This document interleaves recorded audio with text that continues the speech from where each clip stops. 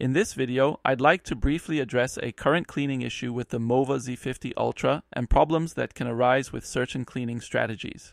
The robot is running with the displayed firmware version and first cleans larger, normal hard floor areas. Then, if possible, cleans the carpet edges and then cleans the carpeted area. Depending on the space around the carpet, this sometimes doesn't work optimally, but in the case of my small dirt mat, it worked well in most cases. A problem can arise if the robot no longer recognizes the carpeted area correctly or updates it incorrectly.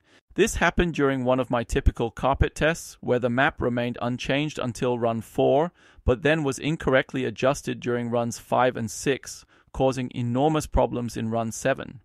Due to the border strategy in combination with the now incorrectly drawn carpet area, the robot could no longer clean properly.